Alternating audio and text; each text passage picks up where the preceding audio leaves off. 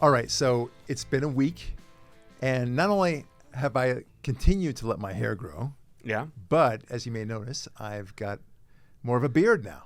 Yeah, it is a little like longer. I said, yeah. I might. So I'm calling it homeless chic. What do you think about that? All right, so look, for those of you watching this, especially the ladies, Yeah. okay, because I don't care what men think, No, not at all. but if the ladies like it, I will keep it going. Right. So comment if you will. If you don't like it, let me know that too, and I'll shave it off. So it'll be a simple vote. Okay, if there are more votes for the beard, Right. then I'll keep the beard Yeah. for the time being, at least. All right. So this is democracy in action, and they say democracy is dead. I got to tell you, it thrives in the Barak Lurie podcast. It does, because we listen to what everyone has to say, which matters. You know? Yes, exactly right. Anyway, it's very interesting to see. Like, women are saying, "I like that. I like that a lot. It's good." Not that they're attracted or anything. They simply like the hair. Right. So it's kind of funny. Like, and they're also surprised that I couldn't figure that out. I'm a mature adult, Yeah. and I'm kind of surprised myself that I never figured that out until very recently. Yeah. From my own wife. It's kind of very funny. All right. It's like, I wrote a book about this. Sorry. Well, not quite. Yeah.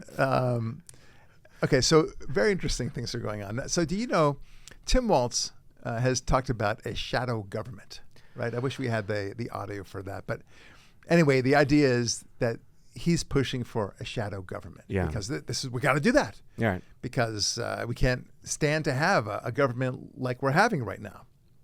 They'll make new laws, yeah. Yeah. And I suppose police will come to your house to arrest you, and it'll be a shadow police, of course. Right. Are you the police? No, we're the shadow police. Or the shadow. Yes, police. and you'll be tried by shadow judges and shadow juries in a shadow courtroom, right? Yeah. You'll have a shadow conviction, and off you go by the shadow bailiff to your shadow prison, whatever that might be. How does that work? Yeah. I don't understand this shadow government thing. They have no authority. I mean, it's the idea that they're going to have some sort of separate set of laws. I'm still not clear about this. Or if democracy thrives in the light, Yes. what happens in the shadows? Yeah, shadow doesn't sound like a good word, by the way.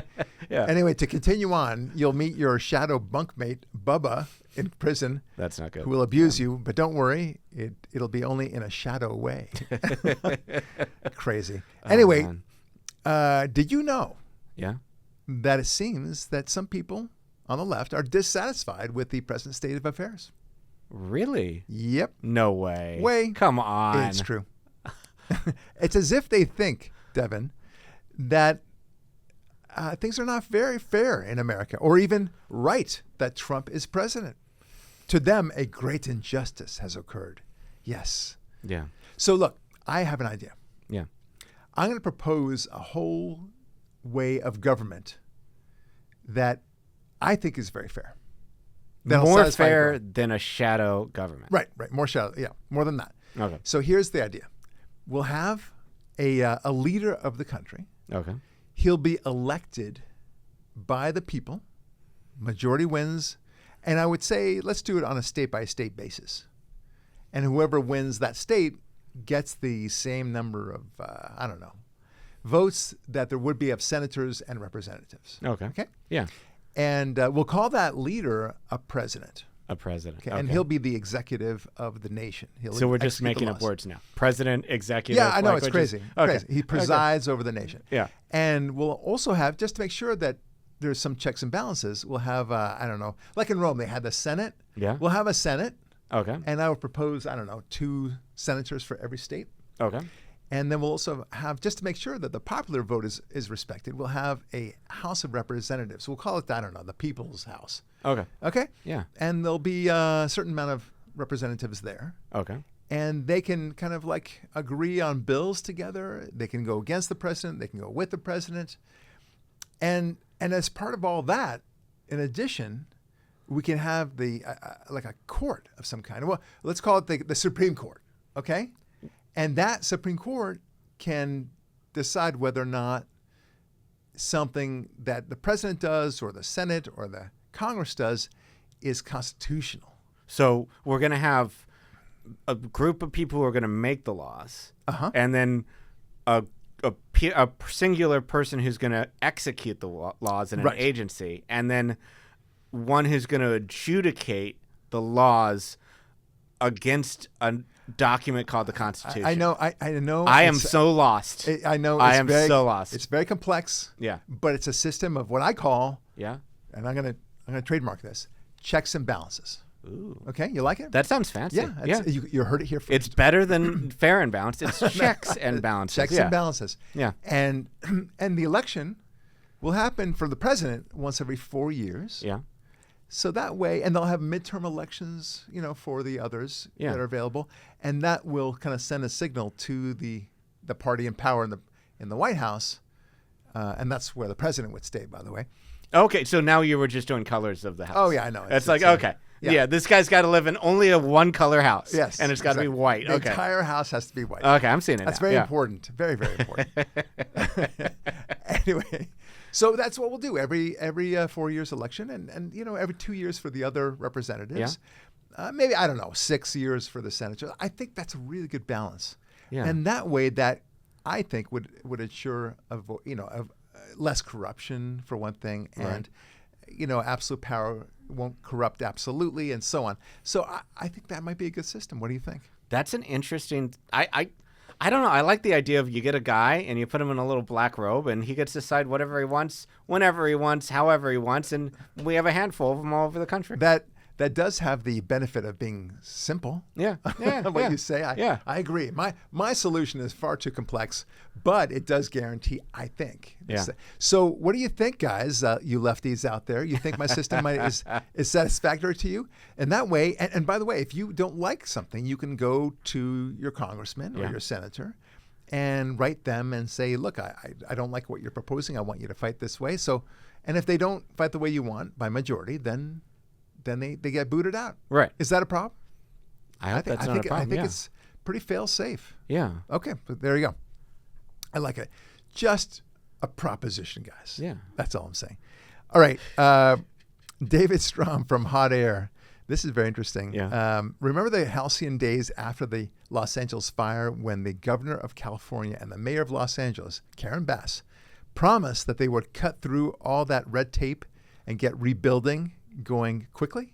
I remember her saying that in front of Trump saying it's going to take a while, and her contradicting him and saying, no, good sir, with all due respect I have for you and your office, it'll go quickly. I remember that explicitly, yes. Good times. Yes. Good times indeed. Well, promises made, promises kept. This is according to David Strom from the Hot Air. Yeah. The bureaucracy kicked into high gear, and the permits for building are flying off the bureaucrats' desks. Nice. And out the doors of City Hall at breakneck pace. Okay. As of the end of last month, 4 permits have been issued. How do you like that? Wow. And you said government was inefficient. you were so cynical. I didn't like that about you. I was very surprised. Yeah. But here we are. 4 permits have been issued. 4 permits to clean up the area or to rebuild the area? That doesn't matter. It's a permit. Yeah. It's a permit, man. They don't specify this stuff here. we try to get the gist of things here at the Barak Lurie podcast. Okay, these are like kind of the funny, cute stories before we begin our theme. Yeah. So Taylor Lorenz, did you hear about this woman? Yeah, I've known her for a while. She and the libs of TikTok have a little woman-on-woman fight. They do not like each other. It's weird. And I love Kaya Raychuk, libs of TikTok. She's just a hero to America. And I love her. And Taylor Lorenz is like the opposite. Right. You know? Okay. Yeah. Well, let's hear. She's no longer with CNN, I guess. Okay. Or no, Washington Post, I think she was. She's Washington Post or something. Yeah. She was a darling there. Yeah. Anyway, she has apparently gushed and fallen in love with Luigi Mangione, the guy that killed the head of the CEO of the company. What's his name? Brian Thompson, I think it was.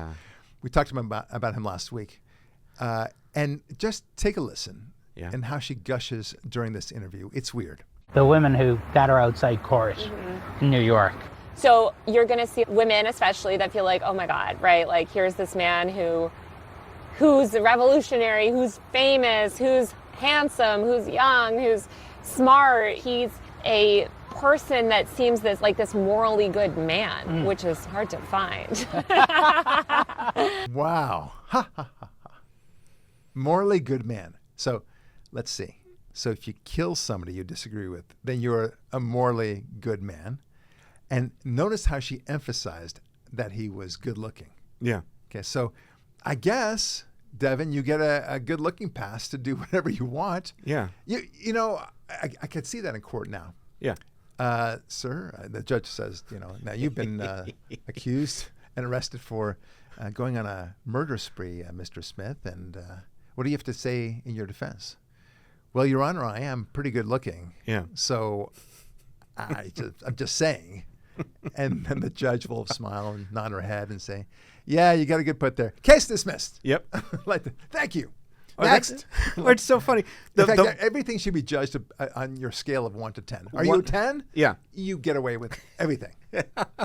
But she's saying he's moral, which means, and there's a lot of guys who haven't killed some random stranger, so that's immoral, I guess, in her mind. This guy's highly moral because he takes another human being's life. That's a height of morality to her. Or he's good looking and that's a height of morality. What interests me more about this, because some people have probably already heard about this, but I did want to evaluate this. The thing that really got me stunned, I should say, but not really stunned, is how she thought that this was acceptable to discuss this issue. Yeah.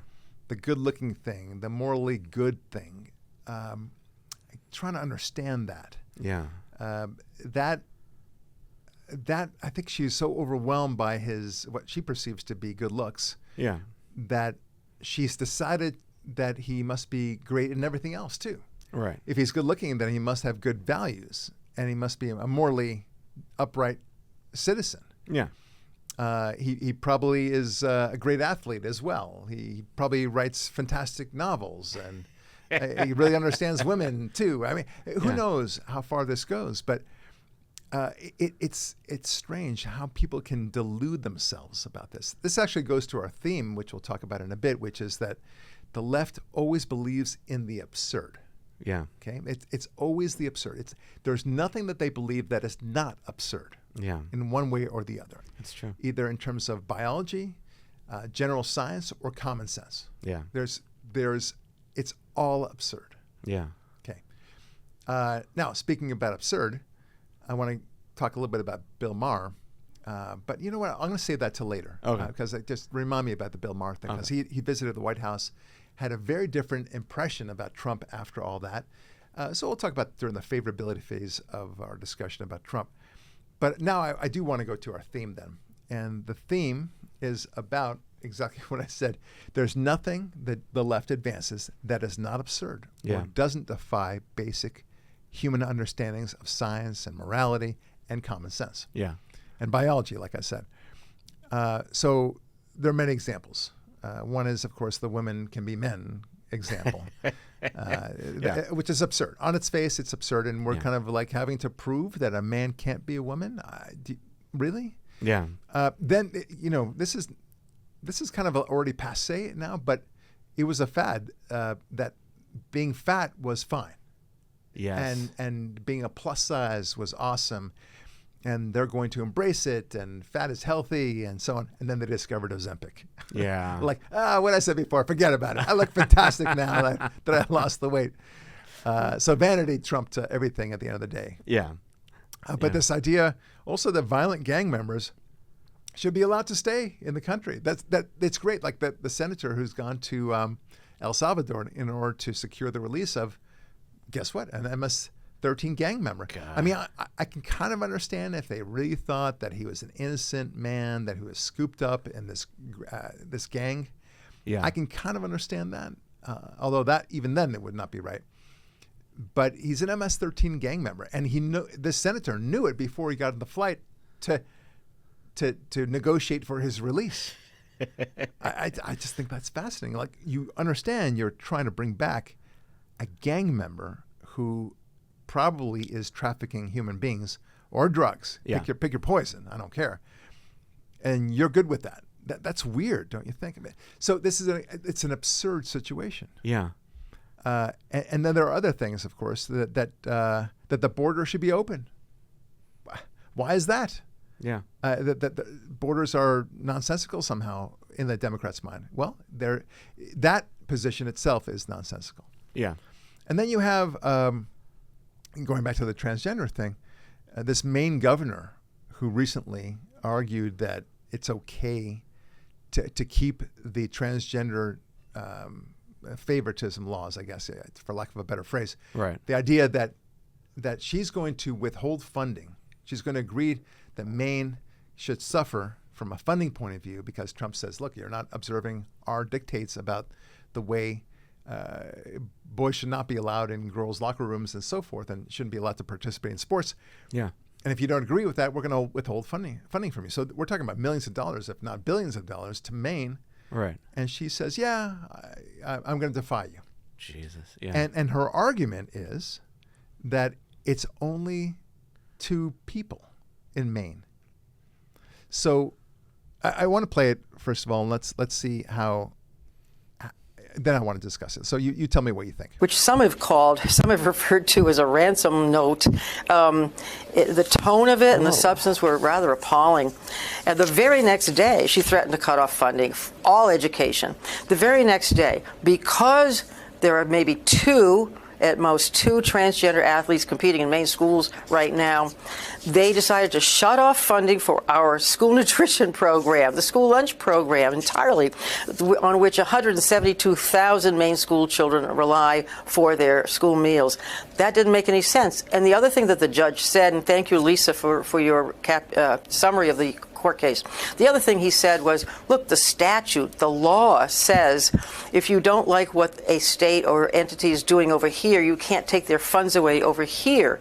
It's like they also sent us a letter about the Department of Corrections because they found out there's a transgender individual in our prisons. And on account of that, they're stopping funding for the program that allows women inmates to bond with their children. So why would you punish women inmates over here because of something happening over there? Okay, so that's enough of this nonsense. So interesting. Yeah. So let's take her argument to her own logical analysis. Okay. Let's assume that there were not just 2 transgender athletes and not just 1 prison inmate transgender. Let's assume that there were thousands and tens of thousands. Right. Therefore, it would be okay for Trump to withhold and she would be in violation of this law. Right. She would accept that then? Is that what you're telling me? I'm not quite clear about that. Yeah. And then take the inverse of that. Her own argument, if there are only 2 transgender athletes and only 1 transgender prison inmate, like you just mentioned, and because of them, you, Trump, are withholding all this money, well, I might ask you the same point. For the sake of these total of 3 people, you're going to make sure that Maine does not get millions, if not billions of dollars? Right. That's what you're going to do? It doesn't make sense. To me, I mean, it always got to look at the extreme. Right. So I always give the example, and I've said it many times, that if there are only 2 people in all of America that are disabled, meaning that they have to be in a wheelchair, okay, and that's it, they get around with a wheelchair, and that's it. But only 2 people in the entire country, including elderly people. Yeah. Okay, there's only 2 disabled people. Would the ADA require every building to have ramp access for the sake of these 2 people? Yeah. The answer is no. No. They would say, like, there's not enough people to justify this sort of mass requirement and position of law and changing the entire infrastructure of our country based upon these 2 people who might come to your state, to your town, to your street, to your building on that glorious day that they might visit. So there's like a minimum of people to make a class or something like that. Something like that. I mean, in a common sense way, there has to be that. Right. We all do that. I mean, for example, okay, there are some people that are deathly allergic to a certain kind of, dandelion. Right. Okay. Does that mean that we have to for everyone has to make sure that no dandelions of any kind, of that kind, ever gets grown anywhere near these people. That we have to do that somehow for the sake of these 2 people who have this dandelion allergic reaction. Right. No, the answer is no. They have to figure out a way that they can navigate around it. It's very similar to the COVID situation, right? A very small portion of the country was actually being affected to the point where they were seriously at risk of dying, and yet they had the entire country shut themselves in, as opposed to the people who are more at risk, that they should have shut themselves in. Okay, so you get the idea. So this is the same argument. This is the same problem this Maine governor is facing. If there's only 2 people, then why are you protecting these only 2 people? I mean, maybe those 2 people should be the one dancing around us instead of we dancing around them. Right. But she doesn't see the logic of her own argument, or the lack of logic, I should say. And the thing that's most horrifying about this, and shows a consistency with this transgenderism, is the erasure of women. You have one guy in a women's locker room. It's affecting, 10, 40, 20 women, young girls who have to be seen by him, have to protect themselves from him. You have one guy in a prison. Again, I don't know how many people were in the block, 80, 50, 30. Those people will actually share a cell with him. They don't think about them. It's not one guy. It's all the women on that cell block. It's all the women in that locker room. I mean, and they completely embrace them. Well, it's also very gender-centric, or at least I should say trans-centric. Yeah. Why? Look, I'm Jewish. You're Jewish. Yeah. Why don't I get to say that everyone has to abandon their religion for my sake? Because I could argue, and I'm not, by the way. Yeah. I could argue that it offends me to see Christmas lights and Easter celebrations and Santa Claus, and when people say Merry Christmas, wait a minute, they do those things. Right. Not Jews, thankfully, but why there are a hell of a lot more Jews in America than there are transgendered people, or at least truly transgendered people. Yeah. why do they get to have the whole world dance around them, but when it comes to my religion, why don't all Christians dance around my religion? Right. I mean, unfortunately, a lot of radical Islamists would like that to happen, but that's another story. But you get the idea. I mean, it's not just Judaism. It could be so many other things. If I'm a hemophiliac, let's say, that's a good example. There are a lot of hemophiliacs, and I don't know whether it's the same amount as transgender people, but there's enough that you know what hemophilia is. Right. Right? Do we have to now rubberize every single building on the chance that somebody who is a hemophiliac might come and puncture his skin? Right. Is that the world we're supposed to live in? Because that's possible. Yeah. We could do that. 100%. But that's really the world that we're living in, and this is the absurdity. And that's my theme. That's the whole point, is everything that they advance is absurd. Completely. Yeah. So, and the trans thing is the ultimate absurdity. Yeah.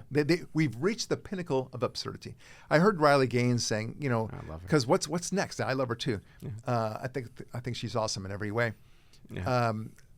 But she said, well, what's next? The next thing is age. You can be whatever age you want. And I thought age is not really, I'm not worried about that happening, because that's not as absurd as a man being a woman. Because technically speaking, there are 70-year-old men and there are 70-year-old men.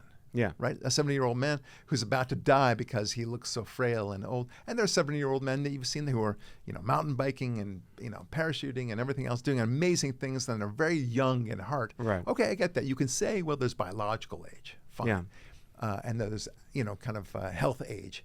Get that. But it's not important. The difference is that there's no that difference in age is not the very fundamental building block of society. Right. The fundamental building block of society is the distinction between man and woman. Yep. And once you understand that, then you understand why they're actually focusing on this. They've reached the pinnacle of madness. Yeah.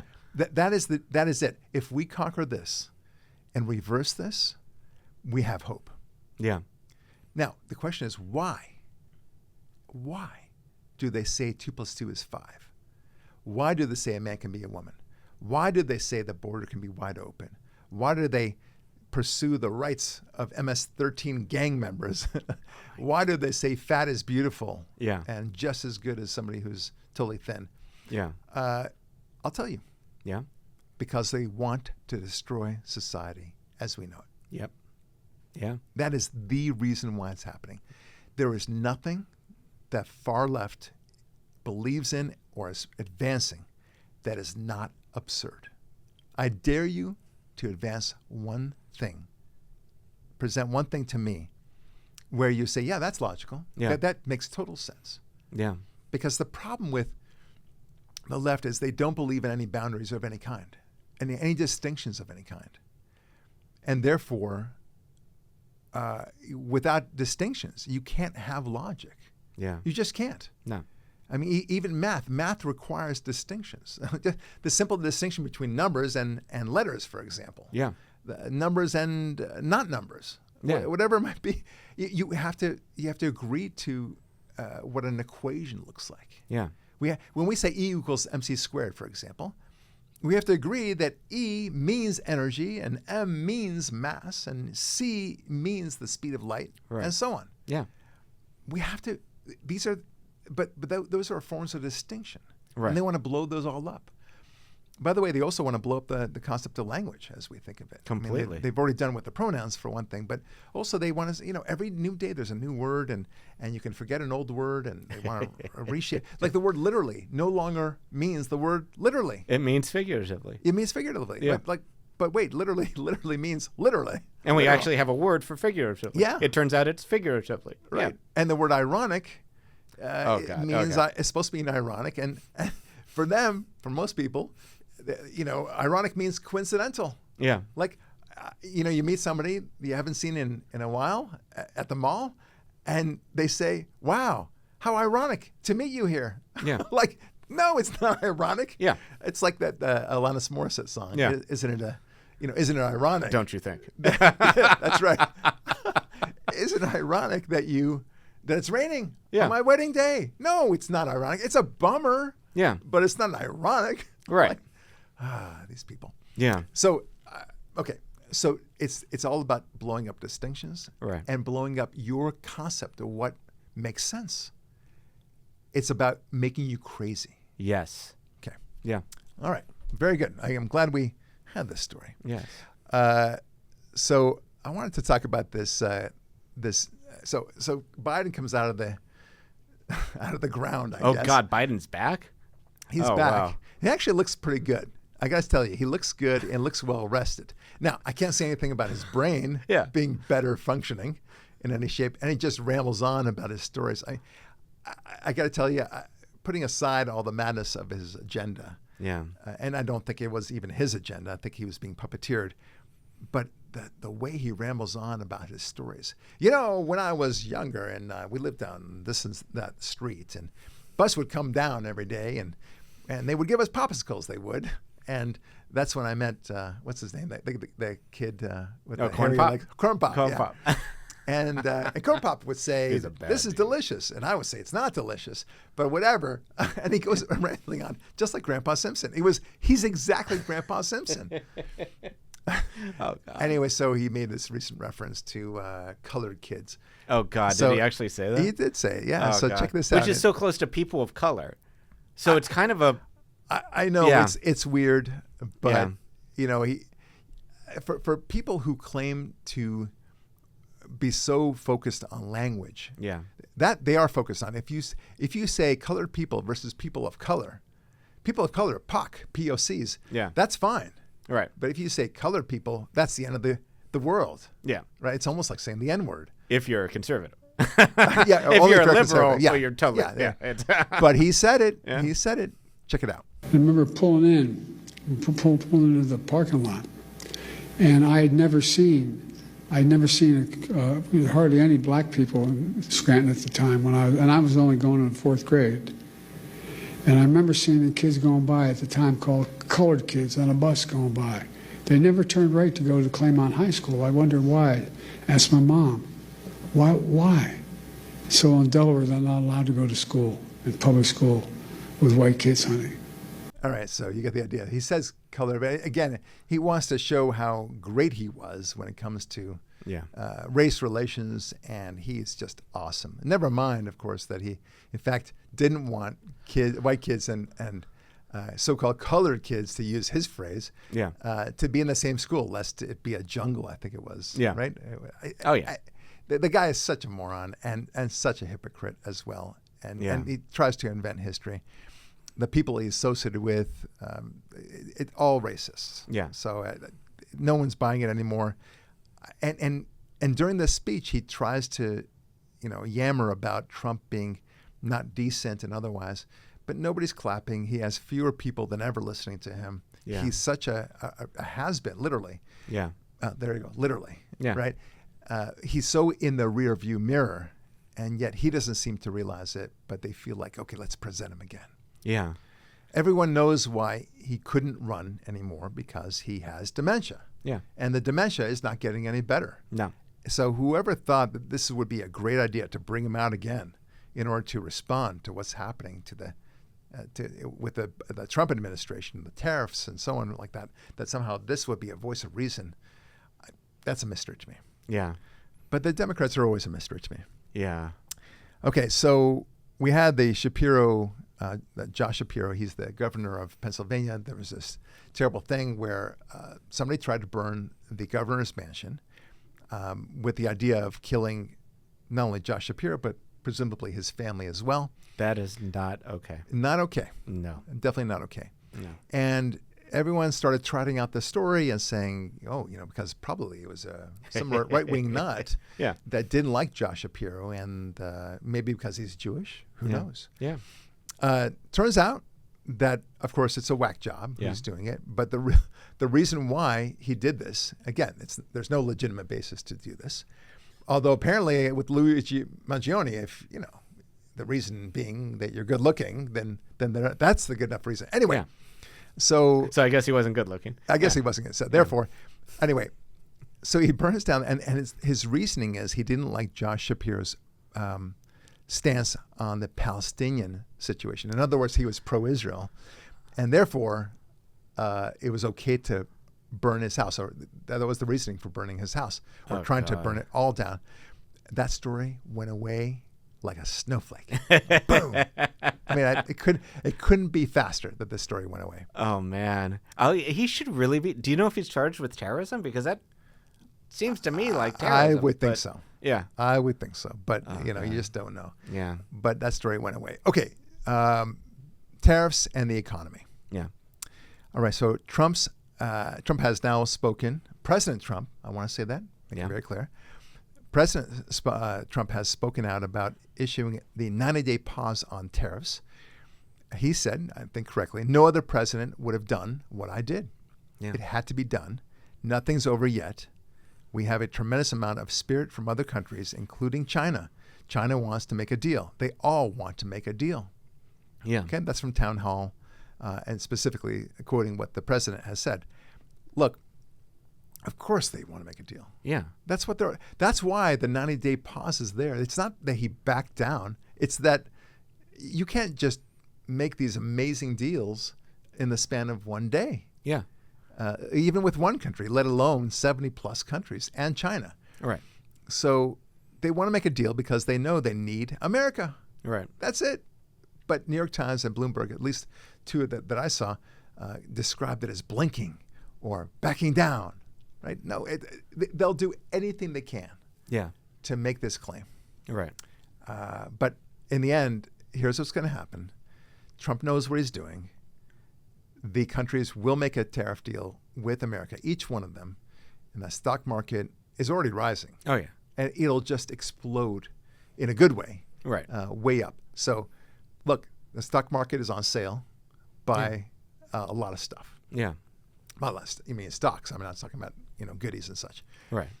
There will be some difficulty along the way because of the uncertainty. For example, if you want to buy a car, maybe a Japanese car or a Hyundai, or any European car for that matter, you may want to wait. Right. Because at least on a new car. But even parts of cars might be affected. So you might want to wait and see what happens. Yeah. Maybe a month or so. Yeah. But it'll be tough on the car retailers. I get that. It sucks, but everything's going to be okay. There'll be more car sales in the end. Yeah. And there'll be more sales of every product in the end. Right. So this is going to be great because when you reduce the friction, that's an economic term, the friction in the economy, where you can have a free flow of goods back and forth, back and forth, back and forth. That's good, not just for America, but for the entire world. Yeah. So think of it like an artery in your own body, right? I mean, if you block it, you're going to have a heart attack. Right. Or you'll be very sluggish at the very best. Right. So you want to make sure that your arteries are not clogged. Just let the things move. That's what Trump is gunning for at the end of the day. All these threats are to make sure that at the end it's all going to work out well. And he's going to be able to say very easily, and this is timed very well because he wanted to do this early on in his second administration, so that by the time 2026 rolls around, he's going to be able to say, I opened up the floodgates of the economy. Yeah. We are roaring. Yeah. And so is the rest of the world. Everyone's happy with it. It'll be amazing. It'll be because amazing. the rest of the world will get cheaper products. Yep. Because they don't have to pay tariffs on our stuff. Yeah. And yet people will somehow consider him a nut job, but it is, or that he's crazy, doesn't know what he's doing. But that all goes away. Yeah. They forget what they said about Trump when things go really well. Right. For example, inflation is way down now. The prices of eggs and oil is way down. Right. Okay, so things are really good in this department, and you don't hear from them about that whatsoever. Right? Yeah, that metric completely gone. Yeah, but he's still crazy. Yeah. All right, on to Israel. There's a story that's out that says that Trump stopped Israel from attacking Iran on its own. That Israel had a plan to attack Iran, but no, Trump somehow put a leash on Israel. Okay. So my response is, I don't know about that. I don't think so. But they've been so honest with every other reporting they did. So how can you not believe this one? Wouldn't the more logical explanation be that, I mean, you really think that Trump is going to be open and Israel are going to say, yeah, we have this not diabolical. They're going to put a plan together and we're going to work together and we're going to attack Iran on April 24th of 2025. Yeah. And it's going to be 11:01 in the morning. And you think they're going to telegraph that? Yeah. Really? You don't think there won't be a feint or two? Yeah. We did that in World War II. We, especially with D-Day. Yeah. We did all sorts of phony operations designed to distract the Nazis. We've got to do the same thing, and we are doing the same thing. I guarantee you, Israel and America are working very well together. 100%. And this story is likely a feint. Yeah. F-E-I-N-T. All right? That's what's going on. Yeah. Of course they're going to work together. Yeah. Of course Trump wants Iran destroyed. Yeah. It benefits everyone. Right. They don't have a nuke. Why would, not yet.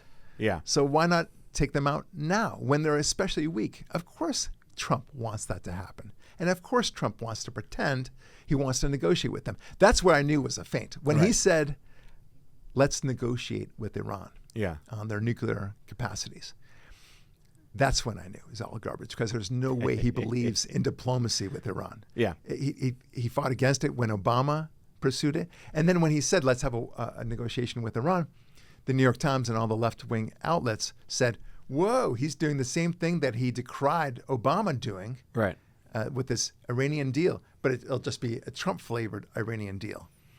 No, there ain't going to be no deal. No. Okay?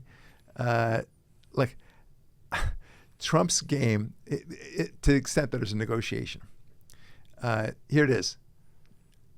Get a new deal or face bombs from us. Yeah. Now, that's what I call diplomacy. Yeah. That's it. Yeah. The Trump administration saying that either Iran agrees to completely undo its nuclear program or there will be military action. I don't know if this is exactly what the scope of the nuclear talks were about, but I'm assuming that this is the case. Yeah. Trump should make it as difficult as possible for Iran. That way we can say he's giving talks a chance. Yeah. So I mean, what they're probably saying is something like, I'll tell you what, you guys completely abandon your nuclear ambitions. All the mullahs resign. You give up your country to the people, completely disband your government, make it a full Jeffersonian democracy. That'd be amazing. And you all give yourselves up for imprisonment. Yeah. And I won't destroy you. That's a negotiation. Yeah. Right? That's the kind of negotiation I think is going on. Yeah. People interject their own, they insert their own interpretation of what the negotiation will be like, as if Trump would say, well, okay, we'll give you another 10 years, and after 10 years you can pursue your nuclear ambitions, and we'll have some checkers to see whether you're actually doing this. We're going to verify your nuclear ambitions. All that crap that Obama did. Oh, God. That was, of course, just a farce. And cash, too. Yeah, and cash. Yeah. And if you don't do it, then we get to sanction you. And, the snapback sanctions, remember that with Obama? Yeah. So they insert that same level of deal terms that Obama did into their imagination of what the Trump negotiation is going to be like. It's not.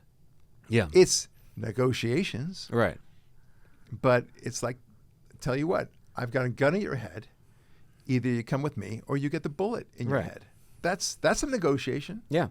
So that's the kind of negotiation that Trump is doing. Yeah. And he knows what their answer is. And guess who else knows? Iran. Yeah. 100%. Iran says outright, there is no real negotiation going on. We know the game that he's playing. Okay. Yeah. But the rest of the world doesn't. Yeah. But he gets to pretend he's negotiating. He's not. Yeah. All right. In the meantime, there is, let's see, the Treasury Department recently issued new sanctions on Iran, targeting the Iranian oil minister and the shadow fleet of tankers helping Iran illegally export its oil and fund its terrorist activities. Why was this not previously done? Right. Under Biden and otherwise. Instead, they encouraged Iran. They gave life to Iran so often. They gave billions of dollars to Iran over and over again, and then they're surprised that terrorism continued. Yeah. How?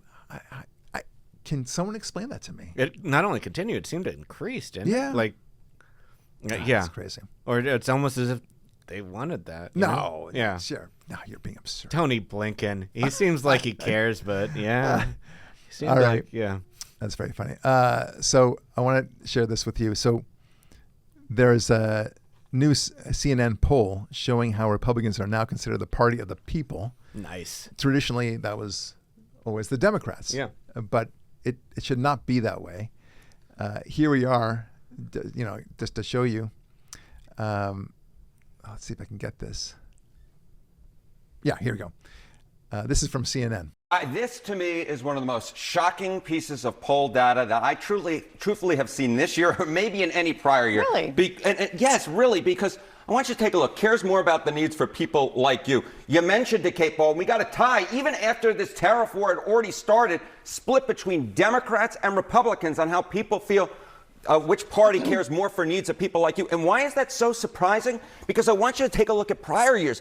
Democrats always lead on this question. Back in 2017, before the 2018 midterms, 13-point lead. 2005, a 23-point lead for Democrats. 1994, which was a big Republican year, a 19-point lead for Democrats. And now, all of a sudden, a tie? All of a sudden, the Democrats, who are the party of the people, no more. We get a tie on this question, on a question that has traditionally overwhelmingly been a Democratic advantage. Which party cares more for the needs of people like you? It's truly something I would not have expected to see, especially after this tariff war had begun. All right. So I'm not surprised about it. No. The tariff war is about protecting Americans and the working Americans. Yeah. And fairness for that matter. And then they're surprised that people are not against it. Right. I mean, only the elites are against it. Yeah. Have you noticed? I mean, only the big universities are against it. The talking, what do you call it? Not the Hoover Institute, but those sorts of organizations. Yeah. General people like you and me, like their thumbs up with this tariff war because they got sick of it. Yeah. I mean, people feel the impact of of not being able to sell in other countries. Right. I mean, you go to, like I said, in Germany, Italy, France, anywhere in Europe, you try to find a European car. It's like finding Where's Waldo. Yeah. That's what it's like. Right. Yeah. And there is one or two, but basically there are no American cars. Right. Now, the answer I get from some people is, well, American cars suck. Yeah. Well, no, that's not the reason. If American cars suck, then how come we have a lot of American cars in America? Right. Right? Why doesn't everyone drive a Japanese car, a Korean car, a German car, and so on? Right. I mean, it should be exactly the same thing. Yeah. And then I got somebody else saying, well, because, in Europe, the streets are so narrow. And they Yeah, I've really, heard that. Yeah. Like the ambulancing, and they're trying to get through the cobble streets of Paris. Guess what? Most of Europe has big roads as well. Yeah. Okay? It's not all narrow streets. We also have Boston, by the way. Boston is an older city, has very narrow streets as Right. well. Yeah. But we still have big American cars plowing right through that. It's all nonsense. Yeah. So, but no surprise on the excitement about America and the gains of popularity for Trump. That's the way it is. And in the meantime, you've got Gretchen Whitmer. Remember her? Yeah. Governor of Michigan. Yeah. So she has to go to the White House in order to talk a little bit because of tariff-related discussions. And a reporter is taking pictures of her, and she holds up a notebook to hide her face. That's going to be used against her. Yes. Especially if she's going to be primaried. Yeah. She's embarrassed to be. She was in the White House. She was working with Trump. Yeah. How dare she? She should have just gone loud and proud about it and said, "Look, he's the president of the United States. I have to deal with him." Right. You want me to just not talk to him at all? He's the reality on the ground. Right. And if I don't do it, I'm not doing my job. Yeah. But instead, that one picture is going to tank her. No, yeah. I love it. It's all good. That one moment, Yeah. that's your career. Here's another thing about, I just love this. So AOC, Oh, yeah. did you know, Yeah. is now going to be the next Democrat candidate for president of the What? United States. Yep. No way. Way. Come on. It's true. Oh, my God. Yeah, it is true. She has the most popularity in terms of who is expected to be the front runner for the Democrat candidacy for the Democrat Party Yeah. in 2028, and it's her by a lot. Wow. So, she's got the plurality, I should Yeah. say. She's like 27% or something like that. Okay. The next one is half of what she is. Yeah. So, look, part of me says, let's embrace that. Yeah. She's such an idiot. She really is. Oh, yeah. Yeah. And at some point, you have to hope for very weak candidates. I get that. On the other hand, there's a side like, well, she just might win. Yeah. And Ben Shapiro is very concerned about this, generally speaking, because he feels like, well, don't count her out. And if Trump does something that really tanks the economy, then she's going to be the next president. It Right. could be terrible. Well, yeah, I agree, but he's not going to do anything that's going to tank the economy. Right. He's just too smart for that. Yeah. But by contrast, AOC is really, really stupid. I mean, what did John Kennedy, senator from Louisiana, say? He said, AOC is the reason why there are directions on a shampoo bottle. That guy is hilarious. Yeah. And he says, with regard to her, he says, I want to execute Operation Let Her Talk. Very smart guy. Yeah. Okay. Yeah. So now, Trump has been sued again by Leticia James. Oh, wow. She's Yes, going back that's at true. him. Oh, wow. The New York Attorney General, Leticia James, is leading a coalition of Democratic state attorneys general in suing the Trump administration to stop it from cutting off access to more than $1 billion in funding to address the long-term effects of the COVID-19 pandemic on K-12 students. Oh, no. The executive branch cut off the funds that were totally not being wasted to study the impact of closing schools for a year and a half because of a sickness that didn't bother kids. How awful. Yeah. Like, Oh, my God. It's just so funny. yeah. But here's the funny thing is now there's Pam Bondi Yeah. is pursuing legal action, a criminal action against Leticia James. Yep. That's awesome. And it looks like Leticia James may have engaged in massive mortgage fraud. Now, when did I hear that before? Yeah. Did she accuse Trump of that somehow? It seems so long ago. Yeah. 2024. I mean, really, it's really funny.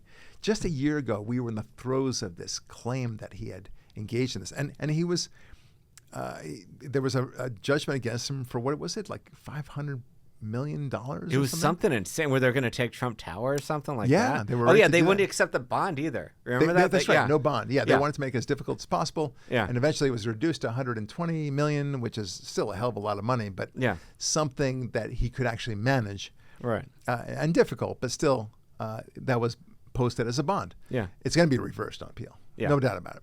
Yeah. But nevertheless, Pam Bondi is now going after her. Like, this is exactly what you pursued him and said, no one is above the law and all that crap that you did. Yeah. Right? And all of a sudden, and so here's the thing. And I don't have the video. Oh, I just wish I had it. Shoot. But I remember the gist of it. So she was confronted with all of these allegations, Yeah. you know, at a press conference, and they said, "Is it true that you did this?" And you claimed your Virginia residence as your primary residence so that you can get a lower interest rate, because you do get that if it's your primary residence, then the banks feel more secure. Right. That's why they offer a smaller or lower interest rate. Because you're more likely to pay back where you live. You don't want to lose your Exactly. house. Yeah. And also to maintain it. Yeah. So that's one thing. Then the second thing is she lied about the number of units that was in a house, and then she lied about something else. I forget what it was. There's like four things. In addition to the problem of her listing Virginia as a primary residence when she is living and running and acting as an officer in New York. Was she the one as the Attorney General in New York State? You can't do that if your primary residence is in Virginia. Right. There are big problems with this. Yeah. She's going to be found guilty. Yeah. And she will likely go to jail for this. Wow.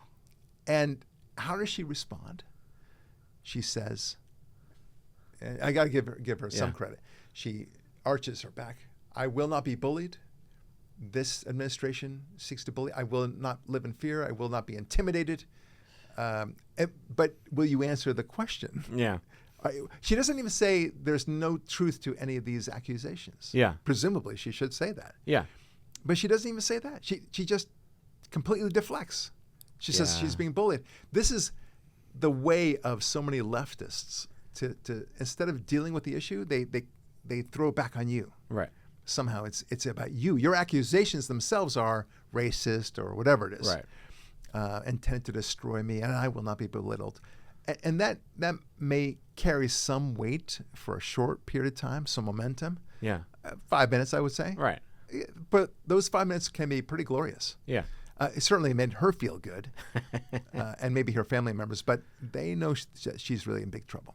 That is wild. I love it. Oh, it's good. fantastic. Yeah.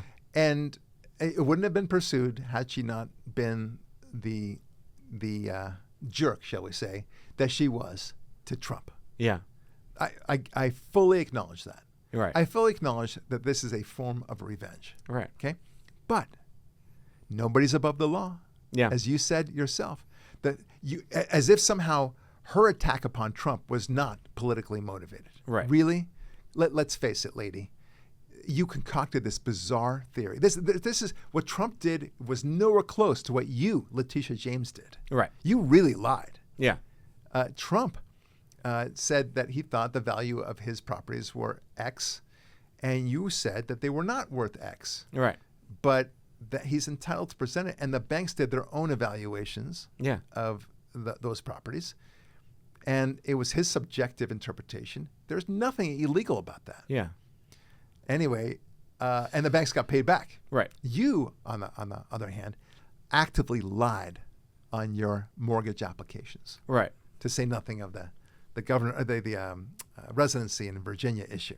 Right. That just you're going down, lady. I just wish there was a word for someone who prosecutes somebody with a great intensity for real estate fraud, but then it is found they themselves committed real estate fraud. If only there was a word for that, you know? Don't you think? It's something that starts with the letter H. it would roll off the tongue nicely. Yeah. It would be ironic if there was a word for it. I'm just saying that. Literally it would be ironic. Yeah, that's a figurative word. Yeah, that's exactly. Oh, Anyway, man. it does look like massive mortgage fraud. The question is whether or not there's a statute of limitations issue, but apparently they didn't care about statute of limitations when they pursued Trump, but apparently it's also as recent as 2024 or 2023. So they're well within the statute. And then there's multiple false records to acquire favorable government loans. So this is good stuff for the Trump administration. It'll show that Leticia James was really just hell-bent on destroying Trump. This is going to be like Michael Corleone at the end. But a good Michael Corleone, as it were. He's going to get rid of all the families, so to speak, that were trying to go after him improperly, illicitly, and now he's going to clean house. It's awesome. It's beautiful. Don't mess with Trump. No. Trump has a certain magic to him. I got to tell you. Yeah. He just seems to be able to plow through. He doesn't have fear. He just moves forward. Doesn't care what you think, like we talked about. It's beautiful. And he knows what he's talking about when it comes to business, when it comes to the economy, and for that matter, he knows government. Yeah. Oddly enough, he knows all those things. Oh yeah. And he knows what he doesn't know. Yeah. He knows he doesn't know science, for example. Yeah. He doesn't pretend to know how to make a vaccine. No. Right? And now he's disappointed about the vaccine because he knows that was politically manipulated. Right. And so on. Okay. Yeah. Anyway, good things are happening in the favorability department. That's awesome. Then, but I want you to see even there's a problem for the Democrats. Take a listen to what Bill Maher has said. He went to the White House at the invitation of Trump and came back a believer. Wow. Yeah. Take a listen. This is from Sky News in Australia. This is their compilation, so I want to give them credit. Yeah. Take a listen. He didn't get mad. He's much more self-aware than he lets on in public. Look, I get it. It doesn't matter who he is at a private dinner with a comedian. It matters who he is on the world stage. I'm just taking as a positive that this person exists, because everything I've ever not liked about him was, I swear to God, absent, at least on this night with this guy. You know, I've heard from a lot of people who really like that we're having this dinner. Not all, but a lot. And I said, same. A lot of people told me they loved it, but not all. And we agreed. The people who don't even want us to talk, we don't like you. Don't talk, as opposed to what? Writing the same editorial for the millionth time and making 25-hour speeches into the wind? Really, that's what liberals have? He takes the piss out of everybody else and we can hold ours? Okay, that's my report. You can hate me for it, but I'm not a liar. Trump was gracious and measured, and why he isn't that in other settings, I don't know, and I can't answer, and it's not my place to answer. I'm just telling you what I saw, and I wasn't high. Okay. Yeah. That's beautiful. Yeah. He says it very well. And I can tell you why he's not gracious in other situations. Yeah. It's because he wants to keep people wondering. Right. That's part of his tactic. Yeah. Where he doesn't need to keep people wondering, he's going to be gracious. Yeah. Hey, how do you like your filet mignon? Do you like French fries? I like French fries too. That's fine. Yeah. With Bill Maher, there's no political necessity coming out of this. He was just being a nice guy.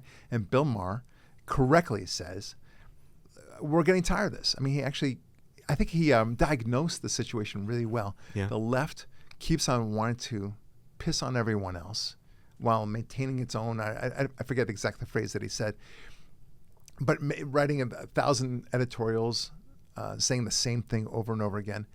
And this is the point that we have been making, you and I, all the time, saying the left never asks you what you believe.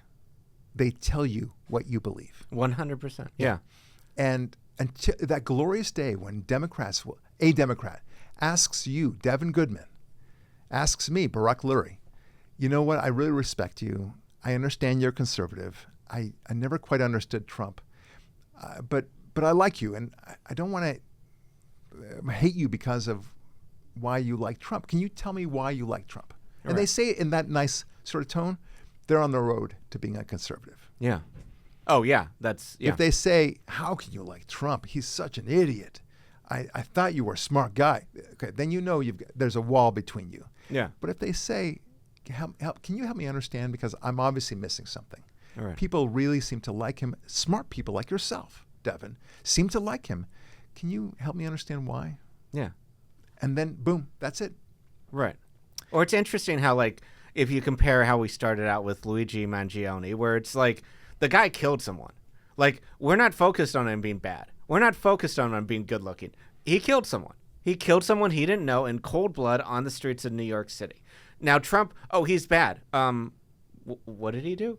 Oh, tariffs. Well, other countries do tariffs. He's just equaling them. Well, he says bad things. Well, everybody said bad things constantly about him. Like, they don't actually ever say, this is why Trump is so bad. Like, I don't think Trump, like, I don't love Trump. He's not my God. I just think, wow, does he bring out the bad people really easily? Suddenly, like, the light's on and you can see all the people running that are really horrible and want to destroy America. And everyone just attacks him, reveals themselves to be, like Leticia James, corrupt. Yes. Yes. Well said. Yeah. All right. Congress has passed its big, beautiful bill. Oh, God, no. I didn't know what to think because I didn't have enough time to digest it. But then I read a tweet from Chuck Schumer about it. Okay, good. Yeah. And he tells me everything I need to know. Oh, of course. He says that, guess this, Yeah. I know it's going to come as a shock. The Republican budget is awful. And I knew that we were good. That is not a bad thing. As long as Chuck Schumer is saying something is awful, then I know that we're on the right side. Yeah. It's all good. Yeah. So that's really good. Harvard is refusing to comply with Trump's DEI and trans demands and anti-Semitic activities to fight the anti-Semitism.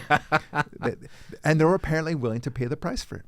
Wow. Apparently $2.2 billion from grants. Yeah. That's more than you and I make, Devin, in a year. Yeah. Combined. Yeah. Just to keep that in perspective. That's a lot of money. That's a lot of money, yeah. right? Okay. And in addition to that, the United States Internal Revenue Service is making plans to rescind Harvard's tax-exempt status. Yeah, CNN reported. Wow. Citing two sources familiar with the matter. So now all of a sudden they're getting very serious. Suddenly they're saying, can we talk? Because there's no doubt that Harvard is just a laundry machine. 100%. That's all it is. So that they're using the grants and as long as you only get the grants that Harvard wants to be granted. Right. And this is the game that they play, and we've been paying them billions of dollars, apparently $2.2 billion, in order to find studies that say the most absurd things, right? Like studying the trans activities of snails. It's weird. Yeah. But then they're so shocked now. So look, they so want to hold on to their hatred of Israel, for example. And Babylon Bee had a fantastic article. Harvard protests the withholding of government grants because it would impede their ability to find a final solution for the Jews. It was very funny, but it's weird. The anti-Semitism is that strong. It is amazing how it is coming through so harsh. Yeah. And I think they should, all the colleges, or 99% of them, should lose their tax-exempt status because all they do in studies have proven what makes you a liberal college. It's indoctrination. Yeah. And why should they have tax-exempt status when it's obvious they're indoctrinating students only to one way? They only tenure professors to one way. And it's only to increase. If they lose that tax-exempt status, the Democrat Party's done. You know, Bob Jones University lost its tax-exempt status and all of its grants, for that matter, back, I don't know when it was. It must have been in the 60s, maybe the late 50s. But they lost all that when Bob Jones University took the stance of being against interracial marriage. Okay. Yeah. And the government back then, perhaps correctly, said, you ain't getting grants if you insist on this crazy position. We don't want to support you. Right. The whole idea of the grants and the tax-exempt status, for that matter, is because you are advancing the public good. Right. Now, if you're advancing that interracial marriage should be illegal, that's not advancing the public good. Right. So off you go with your tax-exempt status. You're not going to get it. Yeah. everyone would agree to that. But somehow, when you're advancing anti-Semitism on your own campus, and not protecting Jews from the harassment they get, and allowing people, anti-Semitic hoodlums to block their access to classrooms, in violation of Title VI and many other things, somehow taking away their tax exempt status is just the worst thing ever to have happened. Right. But here we are. And endorsing communism, which again, we're back in the 1930s, where you have communists who are fascists, socialists who are all anti-Semitic. It's repeating itself. And for everything, the transgenderism, every single thing, they should say, okay, if you push any of these, you lose your tax exempt status. Sorry. Well, look, I certainly agree. But the left will argue, well, this is so important. I mean, these universities perform incredible research and scientific discoveries, and if we don't have the government give them billions of dollars, how are we ever? I think I just sound like Christopher Walken right now. Yeah. If we don't give them billions of dollars, anyway, if we don't give them that money, then how will we ever innovate as a society and progress, for that matter, and advance our civilization? Yeah. How? Oh, I don't know. Maybe let people do their own thing. Yeah. I mean, Alexander Graham Bell didn't need a grant from the government. No. Right? Henry Ford didn't need a grant from the government. The Wright brothers certainly didn't need a grant from the government. In fact, in that situation, in the flying thing, they did try to give grants to find out a way to fly, and they concluded after a massive amount of money, at least for back then, that there was no way that man can fly. Right. And then the Wright brothers did it on their own on a shoestring budget. Yeah. Okay. So I don't buy your premise in the first instance that somehow we must have grants in order to advance our society. Yeah. You're full of garbage. Yeah. Okay. No, it's enough to make you think that maybe we should just get rid of the Department of Education altogether, Devin. Yes. I mean, I know that's absurd. Yeah. That would never happen. No. Yeah. But of course, it is happening, and God bless Trump for doing that. I am so he down understands with it. It's a total waste of money. There's no measure that shows the Department of Education has improved the lives of students, either in the short term or the long term. Yeah. But other than that, it's fantastic. Right. Yeah. But even the left, famous lefties like Whoopi Goldberg, accidentally let the truth slip out. Yeah. Take a listen. What we have to always do, regardless of who you voted for, you still got to pay your rent, you still got to take care of your kids, you still got to take care of your business. And maybe some of what's happening, like, they're trying to take apart the Department of Education. Yes. Maybe that is a good thing, because maybe it will force us to make sure that our kids actually get what they need. Maybe it'll force us to go to our state and say, listen, I want to make sure, since you're taking all this money from my taxes, I want to make sure that my kids get exactly what they need. I don't have to wait for the government to do it. We can do it. This is now in our hands. This is in our hands, and it's going to be tough, and nobody wants to do it because it's a bitch. But you know what? If it comes down to your survival, this is what you got to do. You got to take care of what you got to take care of. And they're telling me that we're going to be right back. Cut to a commercial. Cut to commercial. Cut. Yeah. Individualism? No. Like, what can I say? But yeah. Yes. Yeah. Okay, Whoopi. I guess you're conservative now, because that's exactly what we're talking about. Maybe we should. It's the kick in the pants. That's what she's saying. Yeah. And we've got to take care of our own stuff. Right. Yeah. Okay. Exactly right. Yeah.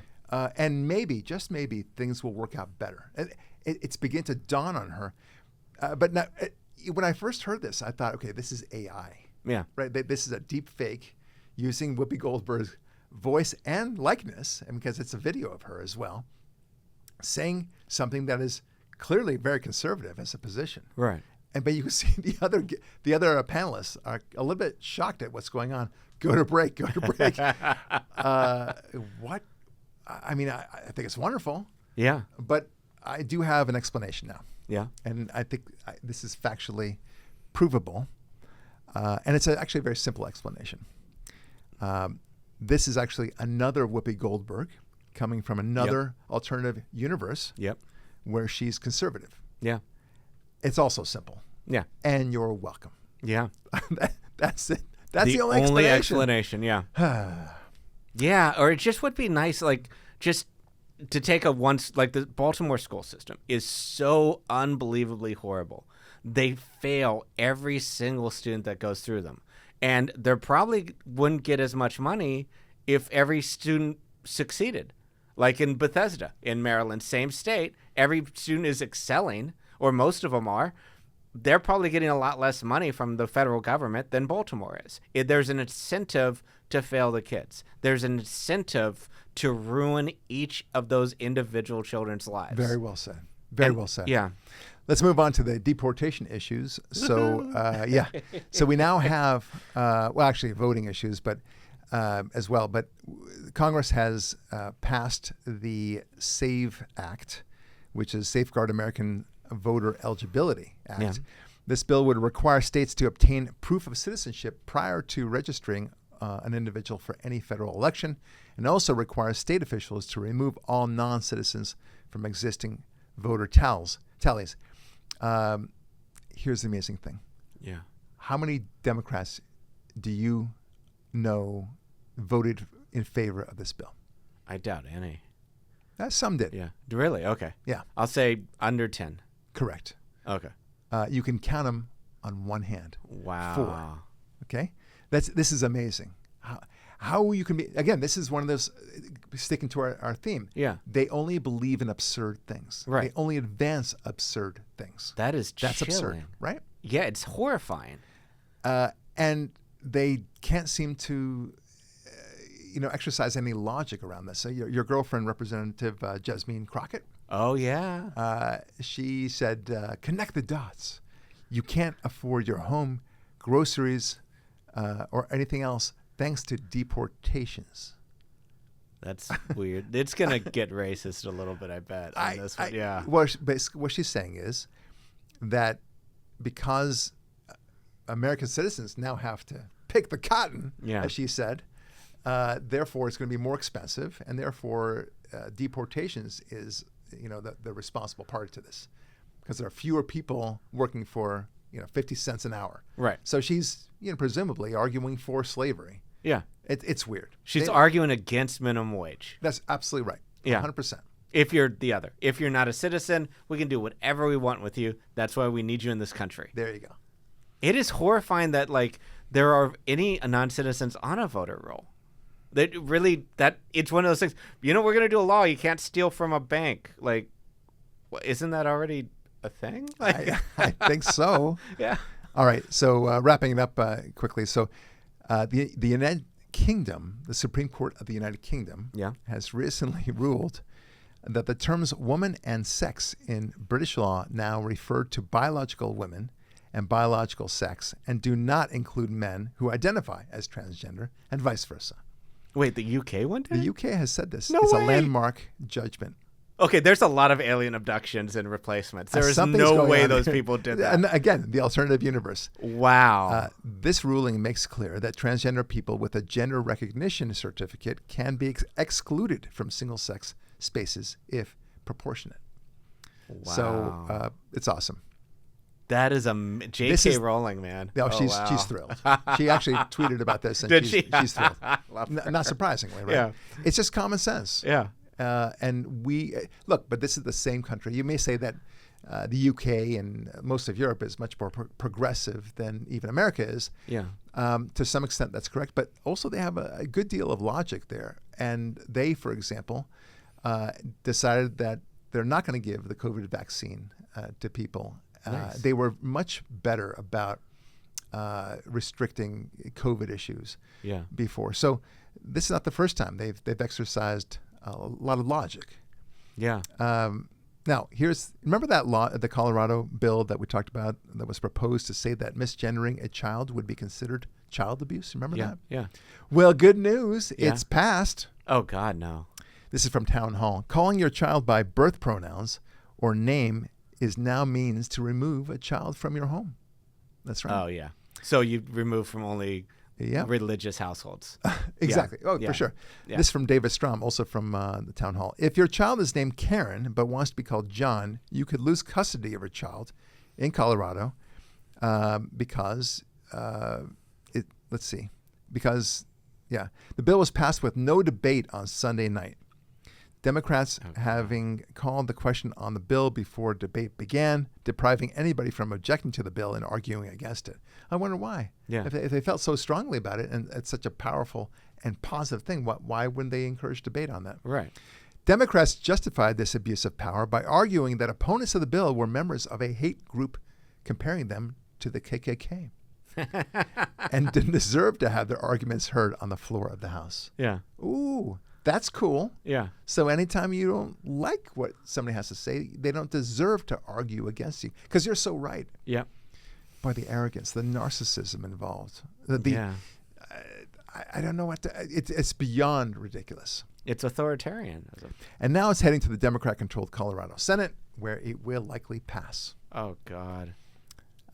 That's your America, man. Bye-bye, Colorado. That's Colorado, at least. Yeah. And yet they're doubling down. They know this is a 90-10 issue. Yeah. And they keep on going with it. And the reason why is they have nowhere else to go. Yeah. It's just keep digging, I guess. And something great will happen. They just feel like they have to toe the line. Yeah. And it's going to inure to their terrible detriment. And look, my theory about this is that God is actually hardening the Democrats' hearts. Yeah. Much like he did. In fact, exactly like he did with Pharaoh during Exodus. Yeah. Because all of Pharaoh's decisions, after the first plague, if I were Pharaoh, I'd say, cool, you want to go? No problem at all. Yeah. Can I get you something to drink before you go? Yeah. Yeah, got it. Yeah. The Nile turned to blood. Okay. This is worse. Okay. This is worse. I'm gonna say you absolutely you can go. Yeah. Listen, thanks so much, and here's some tchotchkes for you. Yeah. On the way over, please, some snacks. Please don't forget to write. Yeah. That's what I would do if I were Pharaoh. But instead, he keeps on going, and this is very apropos time-wise because we're in the middle of Passover. Right. But he keeps on going with the next plague, and it still doesn't convince him. Why? Because God hardened Pharaoh's heart. Yeah. To make it almost impossible for him to do anything but resist and create more friction with the Israelites. And the Israelites eventually earned their freedom. Yeah. But that's what's happening, I think, right now. The Democrats, nothing that they are advancing makes any sense. This is what we're talking about. Yeah. It's all absurd, and yet they keep advancing the absurdity. Right. Like the Maine governor, all of these things. And they're doing it because I think God has a hand in this. I think God loves Trump. Yeah. I think he wants Trump to win in 28, and I think he wants the Republicans to win in 26 because it's going to be great for America. He's going to have his hand, God's hand, in the making greatness in America. Yeah. Okay? You might even say the slogan, I don't know, making America great again. Okay, you can use it. Okay, yeah. Feel free. Yeah. Okay? Yeah, I think that might work. Yeah. Barak Lurie podcast. Yeah. So that's the crazy stuff. Okay. I think that's going to wrap it up, my friend. Yeah. I think we've got a really good show today. Yeah. And I think great things are happening.